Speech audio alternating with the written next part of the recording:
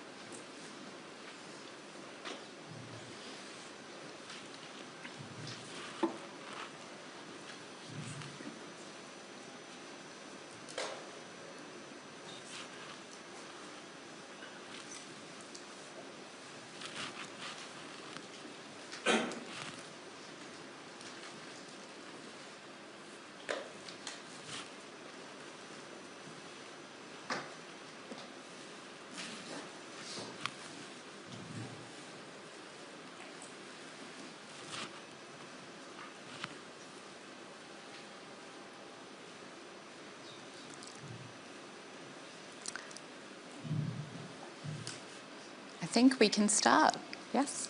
I'm very pleased to be hosting this panel today. As many of you are aware, there are a lot of things going on in the world, and yesterday was certainly a big day in terms of announcements about diversity, equity and inclusion. I'm hoping that today we can come out of this panel with real things that we can all do. We're very lucky today. We have the people who can make a difference. We have recruitment, we have government, we have private financing, and we have the World Bank all represented here. And I'm hoping what we are able to do after this is walk away and be able to make a difference to gender parity. To my left is Michael Eisner. He is one of the most exclusive recruiters in the world, I'd like to say. Catherine Garrett-Cox is from the Gulf International Bank. Lutfi Siddiqui is a special envoy to Bangladesh. And we also have Anna Bere, who is here from the World Bank. I want to start with Anna. So let's frame one of the most interesting bullet points I saw in preparing was that this should be framed about growth, that somehow gender parity could unlock up to 20% increases in GDP. So tell us a little bit about your work on that. Sure. Well, good afternoon, everybody. Great to be with you. And also, I know that we have an online audience, and it's very nice to also meet you. So wonderful to be with you. Yes, indeed. The World Bank tracks very closely the economic case or the economic rationale, really, for why we should be always working towards gender equality and women's economic empowerment. And that is exactly because we have found that if you had women participating as actively as men in the economy, the GDP of the world, the global GDP, which of course is a huge GDP, would be 20% higher. And at times of low growth, which we have been having over the last few years, it would be very nice to see such a boost to economic growth. So that's one very compelling number that I like to use. Another a piece of evidence that we have from the research and work that we do is that we have tracked when women have income and manage income in households, the decision-making around spending of that income can be quite different. So women tend to spend on health and education. They tend to make decisions about food and nutrition. And we have also done studies that show that women invest in sustainable solutions, which also help on the broader sustainable development frontier. So this is why we believe that this is not only the right thing to do, it is the economic and business smart thing to do. Okay, so let's test that thesis. Over to you, Lotve, first. Do you believe that? Can you see economic growth being unleashed if we were to see gender parity in the government in the country that you're advising right now? Yeah, I think the economic case, the social justice case, the risk resilience case, the case has been made for many years now. I think the question is not what is it that needs to be done? The question is why is it that what needs to be done does not get done?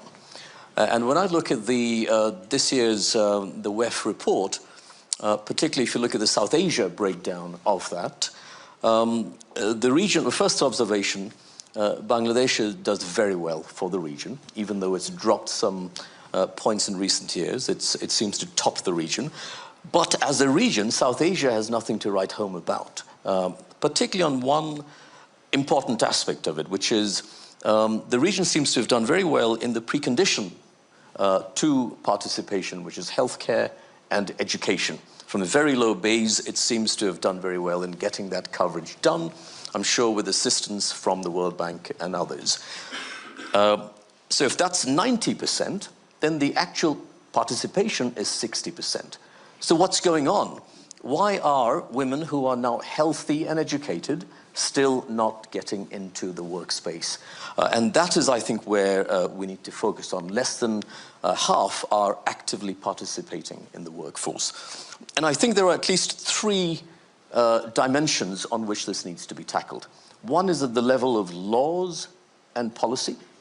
Two, it's at the level of socio-cultural attitudes and gender roles.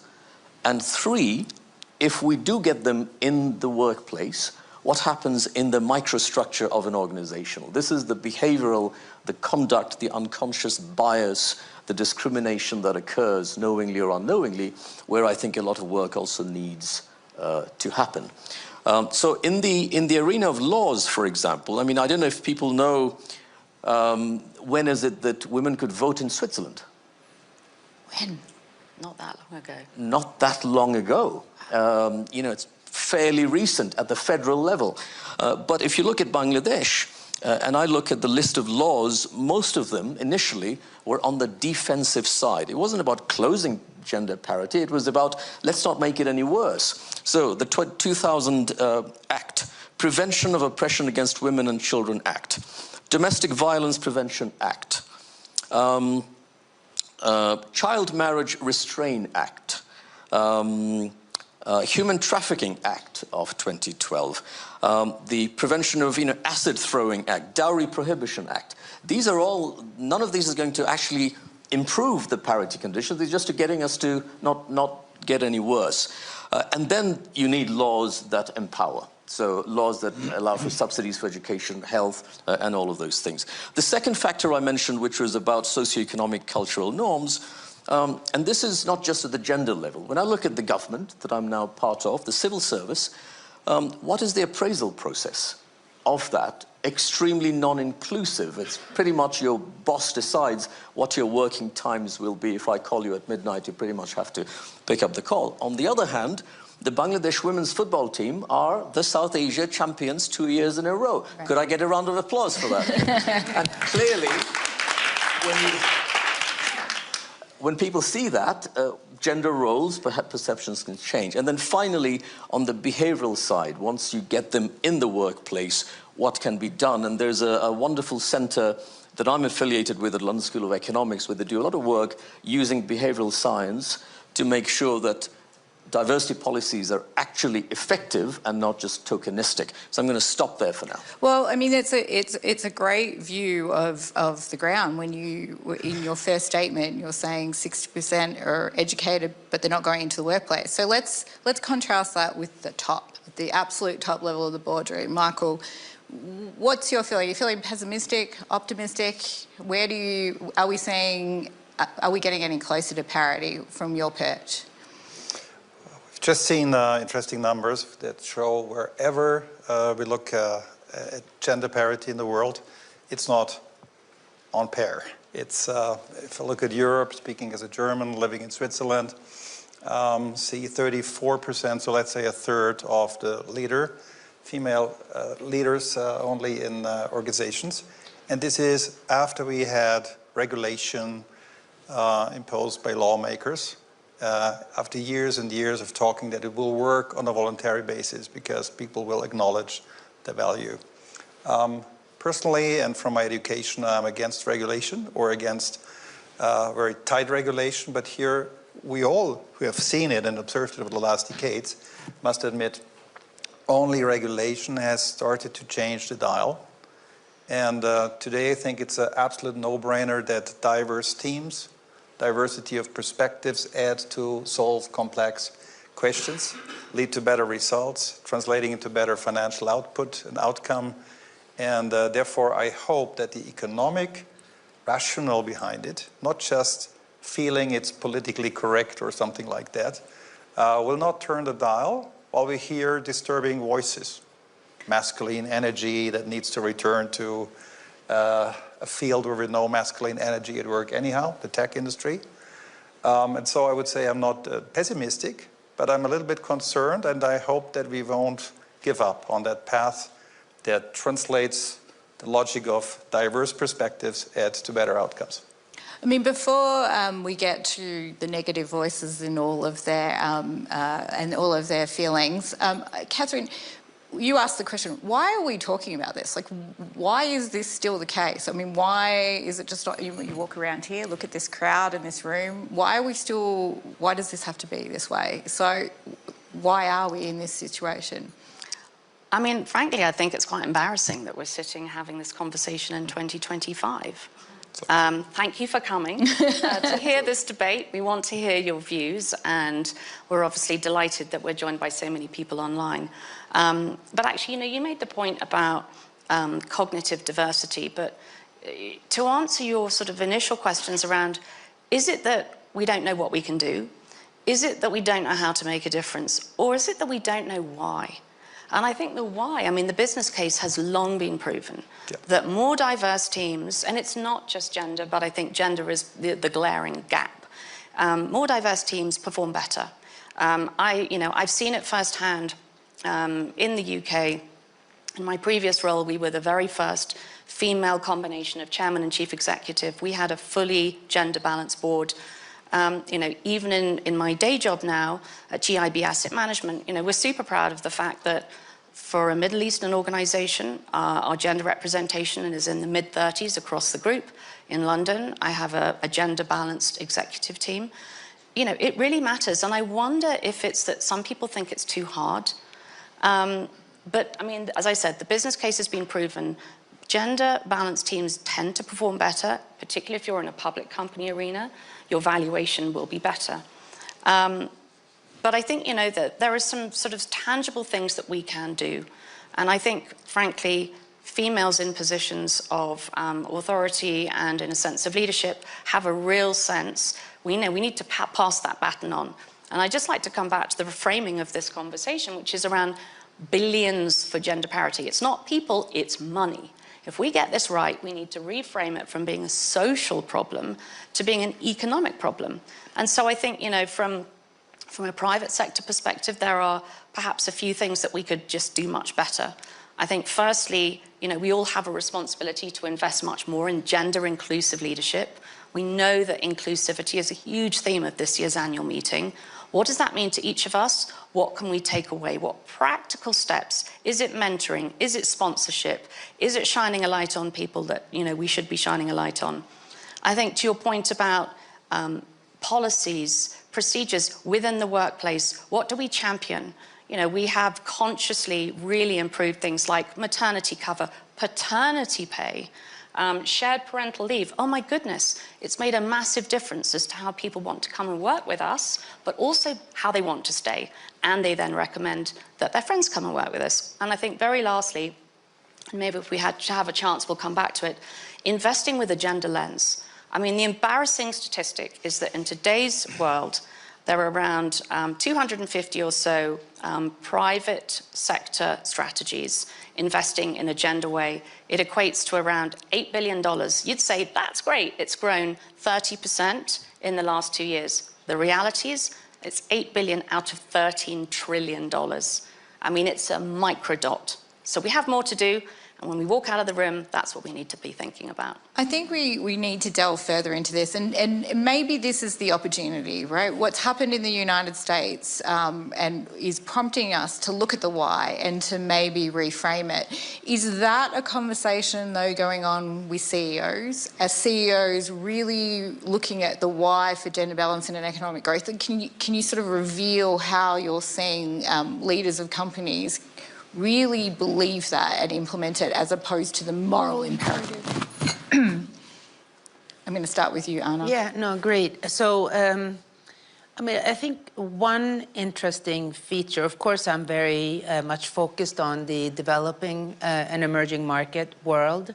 But if you look globally, our Women, Business and the Law shows that there's not a single country in the world that has parity in legislation between men and women. So, you know, not a single country in the world gives women the same rights as men. Not a single country scores perfect on this. So, you know, that's, for me, pretty astonishing in 2025, right? I also think some of the statistics, when you look at board representation by women, you have great examples, but on average in the world, I think it's just above 20% or so. That's what I read. Does that surprise you, Michael? I can't confirm that number. I think it's moving up and up, and you see a couple of first chairs. Maybe 23% is what I saw. Yeah, but still it's not there. I think that's the... How many women CEOs do we have? The number I saw was under 10%. It's at least, whatever you look at, under 20%. So I'm not in discussion, but I'm confirming. So let's say he's trend. right and I'm wrong. I still trend. think the numbers are not great.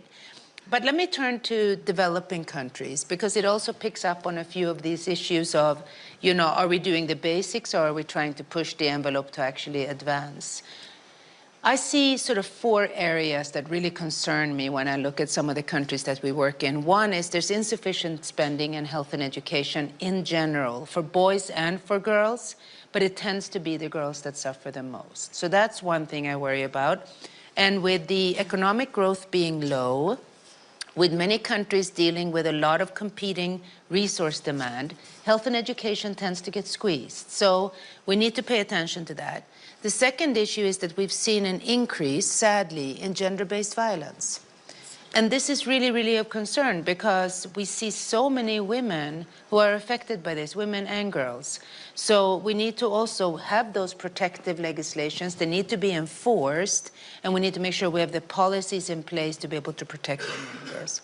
The third one is something that I think we need to talk more about, and that's child and elderly care.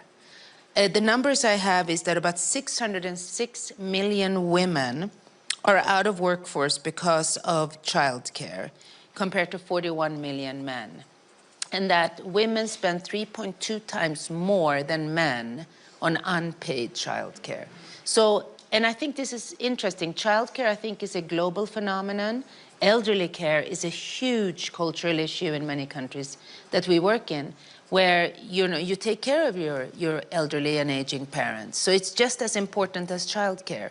So I think we need to deal with that. And then finally, I think women are still very much missing when it comes to access to digital and broadband internet, and are at a disadvantage.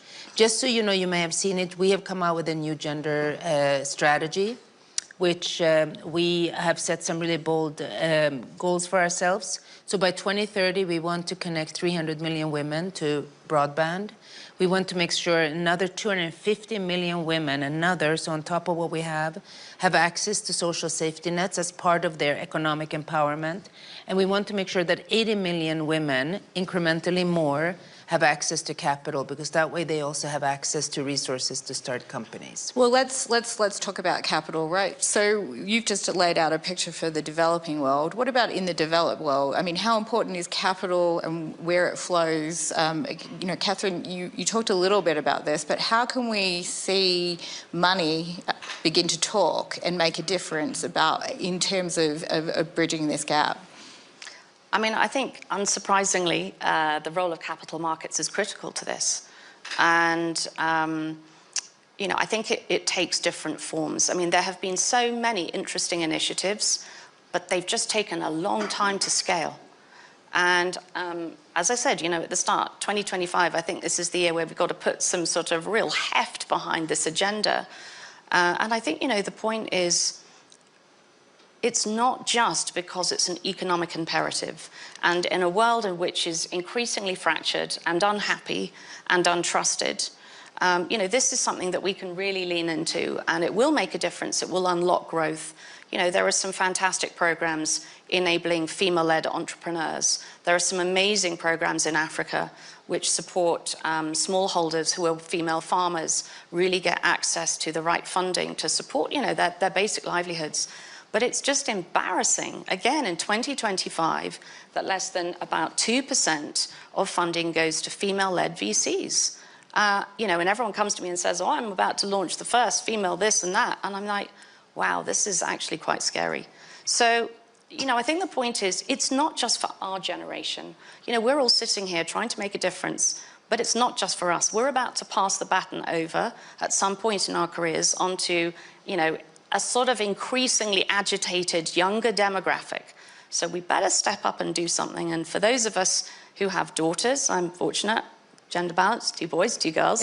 But, it's about how we create an opportunity that there is a real chance for females to be given their place in the world.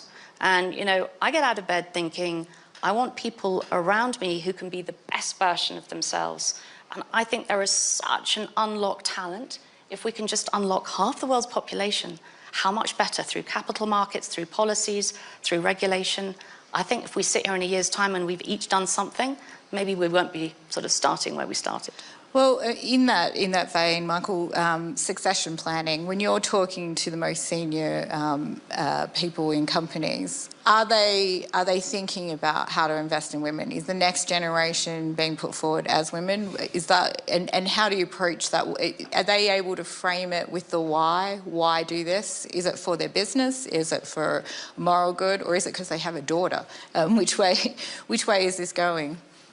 Well, I have 3 daughters, and many of my clients have daughters too, so there's an openness even by the immediate familiar environment, and there is another logic, of course, and that is that we have seen McKinsey talking about a war for talent in 2000. I think finally this war has arrived and we're fighting that war, and I have a cynical client who would say to me, we lost that war already. So where can you find talent? Kind of translates into the logic to look for diverse talent, to look for female leaders where you have not enough of them. And I think there is an economic rationale. There is an imperative even in many, many searches where people would tell us this time it needs to be a female executive, or a commitment of, for example, the HR function and of ours, that we have as many female candidates on a long list as there are male candidates, otherwise you would not be accepted to present the long list. And then, to be fair, comes the moment of reality where you find that in various industries, I just had an encounter this morning with the construction and engineering practice of the WEF, there is of course a disparity also of female talent versus male talent. So also a statistic probability that you find more qualified men than female potential leaders, at least at that stage, which simply translates into another need to foster and to help develop female talent in a number of areas where we got used to the underrepresentation, and we should not accept that. Can I be really annoying, but I just wanted to build on what Michael was saying about how we need to develop female talent, because the scary statistic is that female CEOs typically last 4.5 years less than male CEOs. And you've kind of got to ask yourself, why?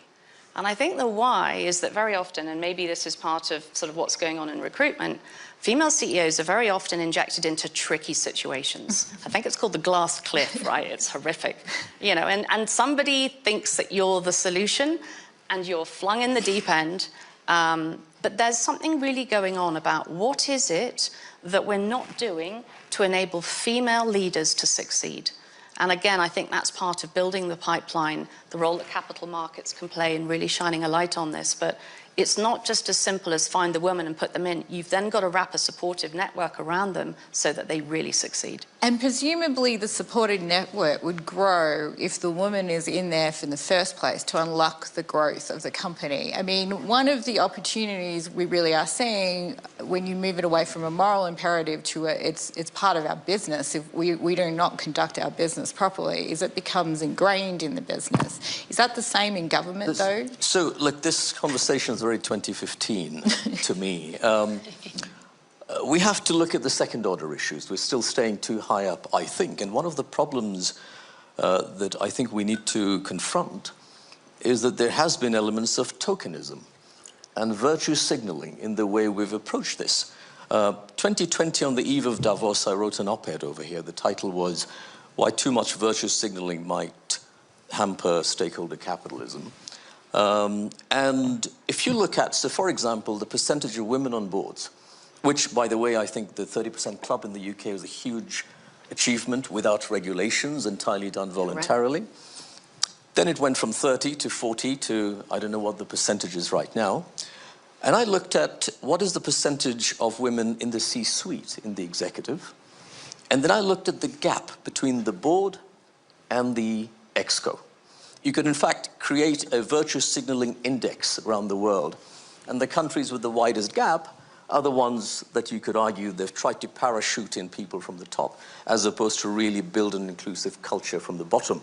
So if you look at Singapore or Thailand and some countries in Asia, they don't have as many women on boards, but you can see a very rapid ascent through the ranks in the executive sessions, the executive rooms, whereas in a place like Canada, it's exactly the other way around.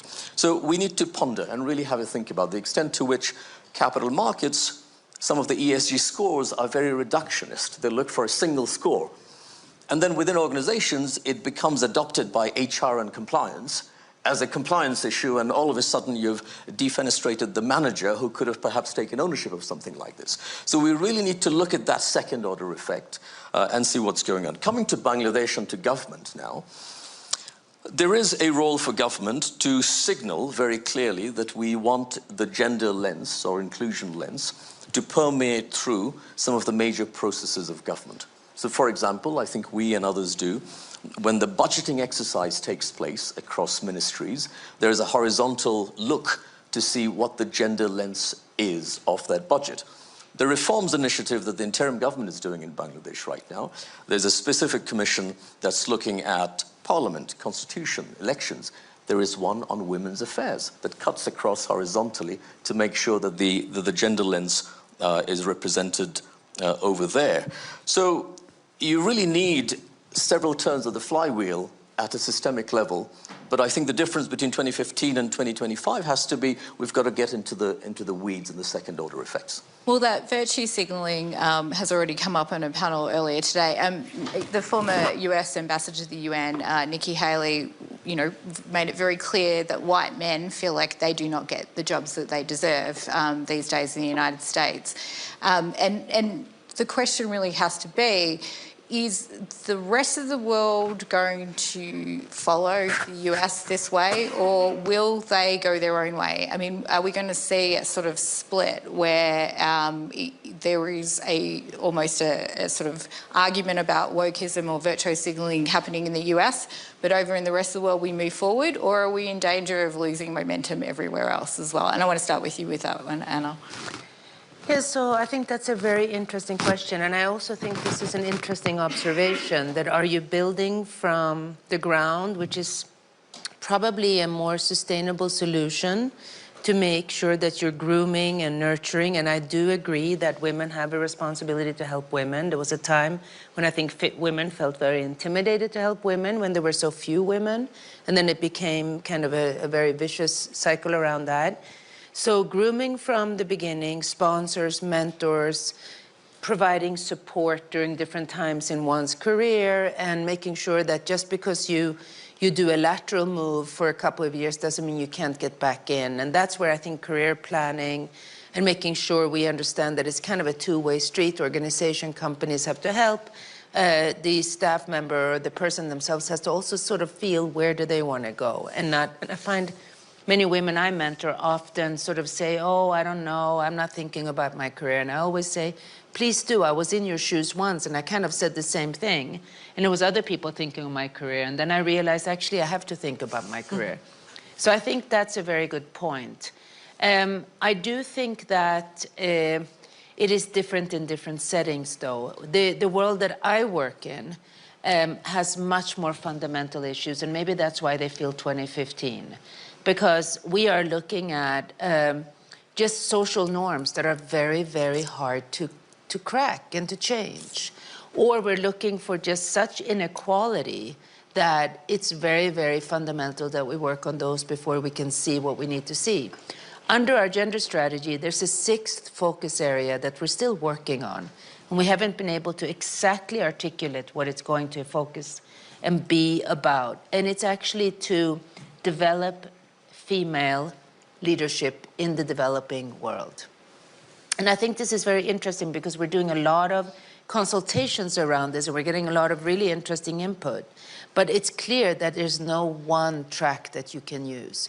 So I think we need to continue to focus on this. We need to always come back to the fact that it's not why, it's the how. And we need to keep learning from good examples, but also recognizing that different settings require also a little bit of understanding of local context, because if we lose that, I think you cannot just fly in solutions. I also find that's not helpful. But I think it's inspiring to hear companies or countries that say we didn't have to do much, it just happened. Well, why did it just happen? Because the evidence was there. All of a sudden, the decisions were better, profitability went up, shareholder value. What happened? How did that happen? And then you go back and look.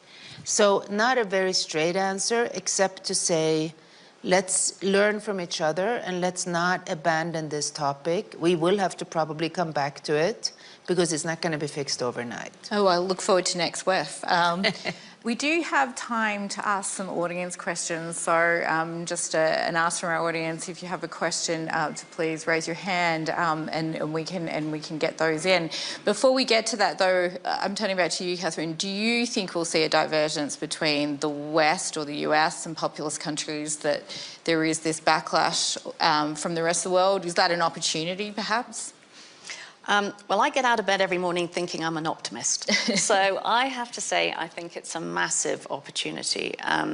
What's been quite interesting, actually, about the broader sort of ESG debate, which is something that I'm deeply passionate about from an investing perspective, and the conversations I've been having this week, particularly in light of the inauguration yesterday and you know, quick fire things that got done last night.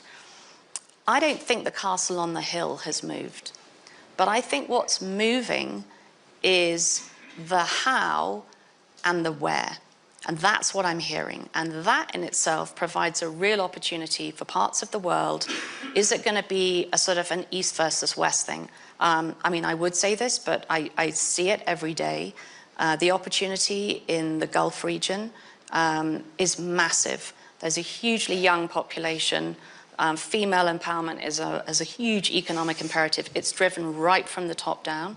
It's really exciting. And I can tell you, having been going to Saudi Arabia for 7 years ago, you really didn't see many women in positions of authority, or really at all. And now, almost the first person you see stamping your passport is a brilliantly smiling young female Saudi saying, welcome to Saudi Arabia.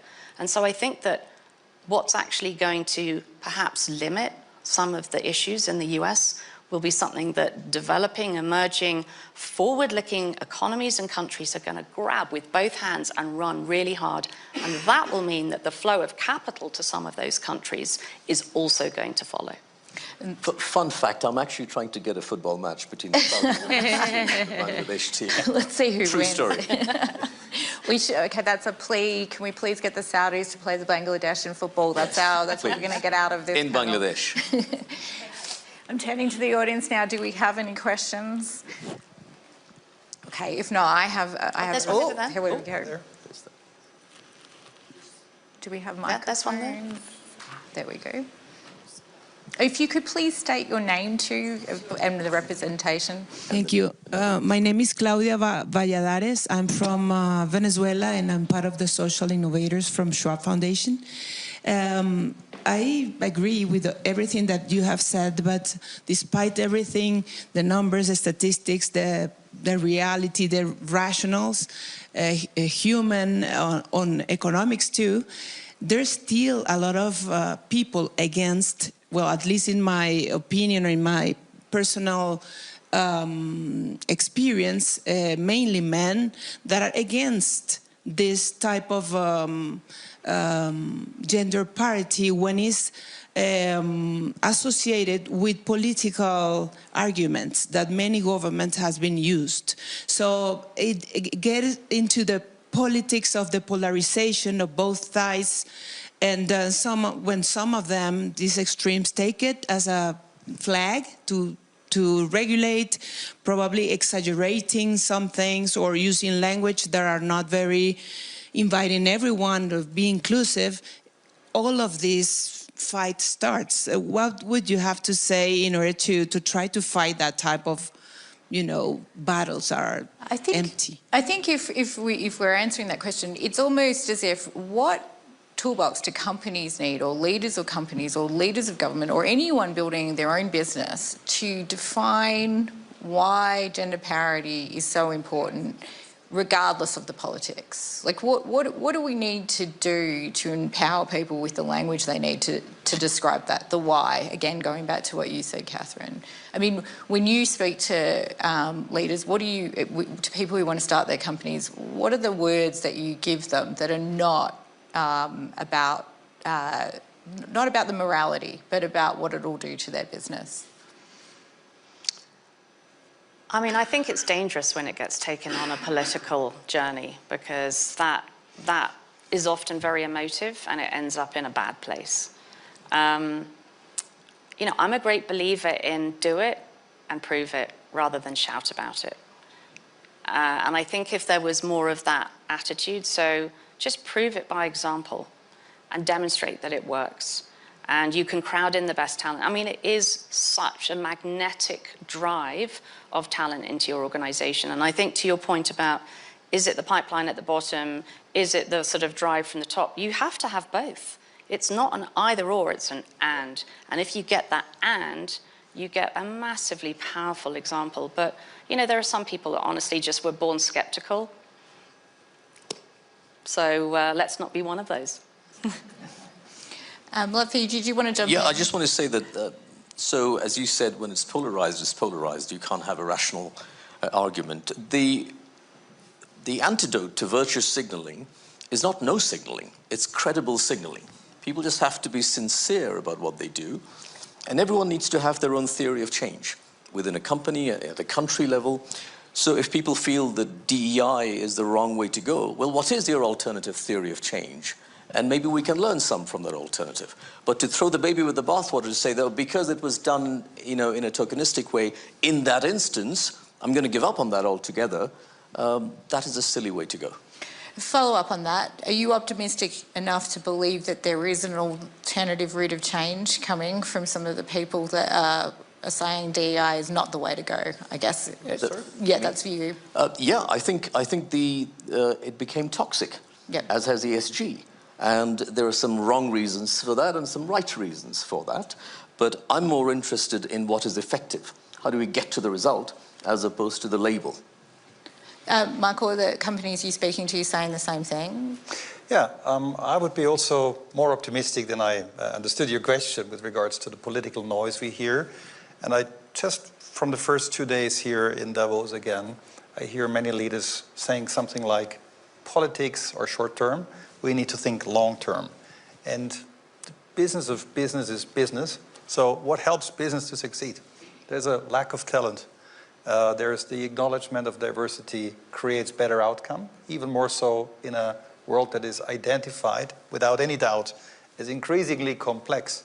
And the answer for complexity is not a logical answer. It's creating more diversity of perspective. It's more trial and error. It's more pioneering and then correcting. This comes with a culture of forgiving mistakes that needs creating psychological safety. I think that concept has arrived at the ExCos and at board level. Even there might be a tone here or a tone there that sounds like we had enough of regulation. But that doesn't mean you stop doing smart things. And without overstretching my answer, I have the feeling that we are talking about the same effect if it comes to diversity as we see it on sustainability.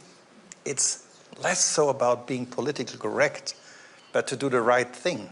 To save energy is a cost factor. It's a competitive advantage. And the same is with diversity. You don't need loud commitments. You need to do the right things. And I think I heard a lot of leaders saying, come on, what we hear currently from a couple of governments and what there is the noise of some opportunistic anti-woke representatives here and there does not keep us away from doing, I repeat it, the right thing. We have a question here. Yeah, sure. Hi, Shanti here. I'm a Schwab social innovator like her. I just want to brainstorm with you here because of what I'm hearing. I want to bring, by the way, disability inclusion into this because I work on livelihoods for people with disability, and we've had women with disability becoming leaders, so that's great. What we've seen, we did some disruption. I mean, it just happened that we worked with blind women and made them medical tactile examiners doing breast cancer detection for women. Oh, wow. And I can't tell you, I'm getting goosebumps when I'm saying this. It became like a women's empowerment for the lady who's getting this done for two reasons. One is because that means you are important. Because when you are healthy, your family also, I mean, sometimes you're discarded otherwise, you know, like a waste, whatever, cloth. The second is, oh, if she can do this, what am I doing with my life? So I'm just wondering, I want to brainstorm. I think, should we be doing these kind of disruptions? I must give you another example. There was a toll booth in Bangalore, a very odd, you know, very far away place, looked very unsafe. And not Bangalore, it was Chennai, somewhere in the border. And because we had a women leader leading at that time in the politics, suddenly all the toll booths have women, and suddenly we felt the place was safe. Are you? Yep. And now I'm seeing all across Karnataka, women in the toll booths. They didn't exist before. So I'm just wondering, I know this sounds a little strange, but what can we do about this? I think it proves your point of prove the case rather than talk the case, right? We go out there and we do these things, and how do we expand on that? And for the World Bank, how do you take all these micro ways of doing things and expand on them so they become the way it's done in the world, I guess? We'll start with you, Anna. Yeah, no, this is very interesting to me. And we've also done studies to see, you know, sometimes just simple perception surveys to see, would you go into a market if, and then you describe the situation. And it's amazing how both men and women at almost any age group will have a bias towards, if there's a female guard, I might actually feel more comfortable than not, or if there's stalls with women, you know. So it is very, very interesting. I also like your focus on inclusion more broadly, because I think that's also very important, and that's something that we also see that we need to accommodate for. It's better to build it in from the beginning than to try to adjust and accommodate later on. So I really like that. But I think, you know, it's really on us to think those issues through. For us, we have a mission statement that says end poverty on a livable planet. And it's really broad, but it's really important. And that livable planet, a lot of people think we added livable planet for climate. We did, but we really mean so many more things. It's being able to breathe clean air. That's a livable planet. It's being able to access basic services. That's a livable planet.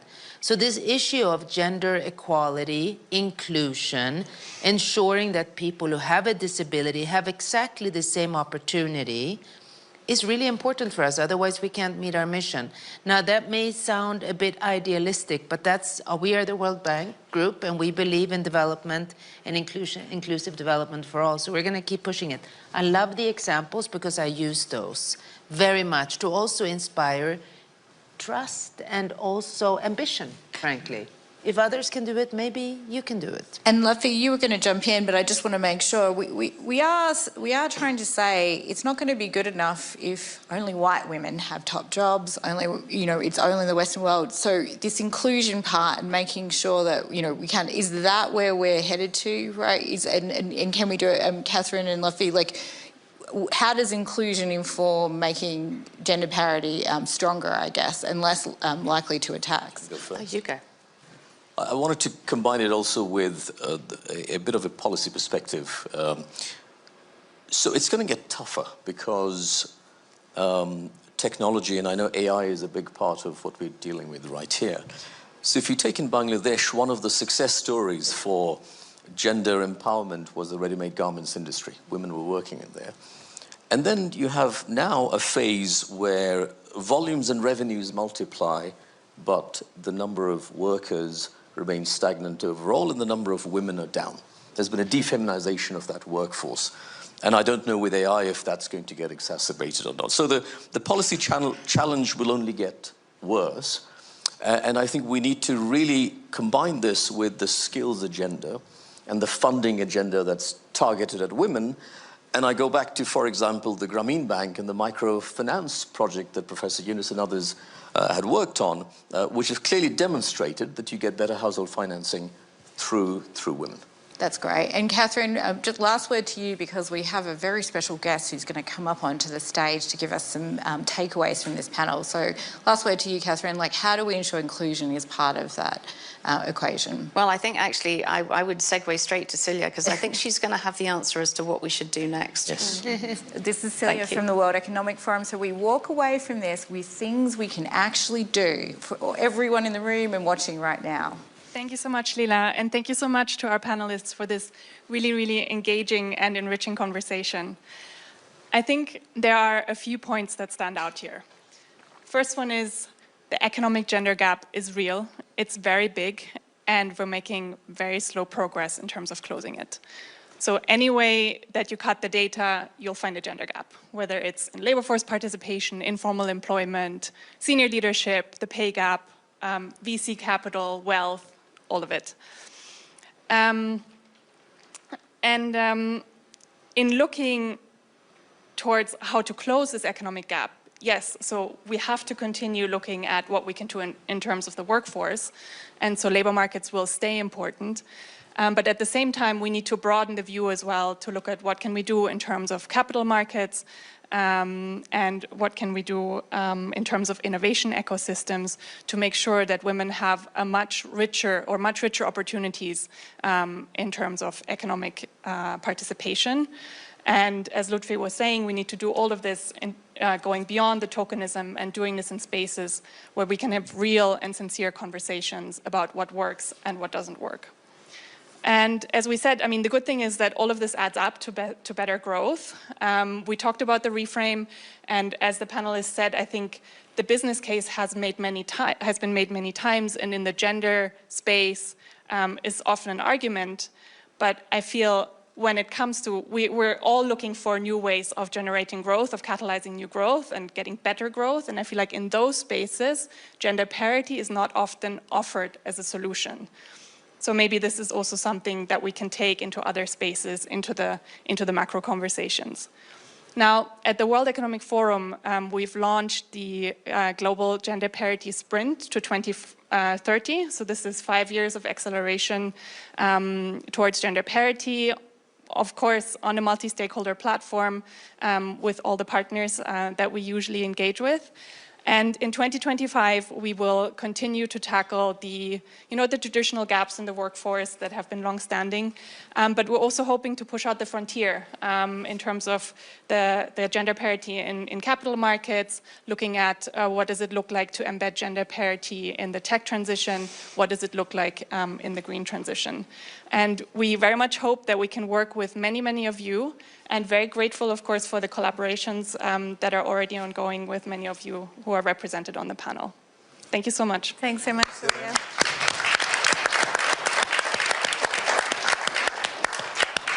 Let's not be back here in 2030 saying, why are we still talking about this? Please not. Thanks so much. Thank you. Thank you. Thank you. Thank you. So I didn't get a chance to ask a question. Thank you very much. Very insightful. SEBA, the Self-Employed Women's Yeah. Association. We have to go.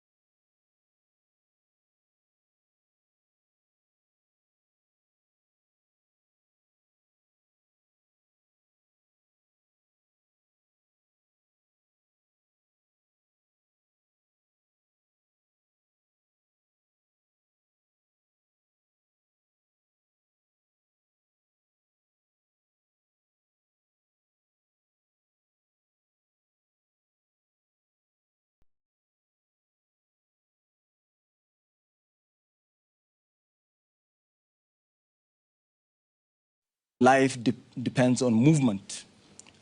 We have seasonal migration. In an effort to restrict migration northwards, seasonal migration was stifled. So it became a life and death situation. And then there are certain actors there that are irredentis. They were empowered. And such irredentis groups clearly come into conflict with people that have been trained all their adult lives to protect the integrity of their countries, soldiers. So this is part of the reason why we're having to contend with unconstitutional changes of government. So you can see how, and then of course the weapons pouring in from Libya, fighters, then we've got Sudan to contend with, and so it goes. So there's a need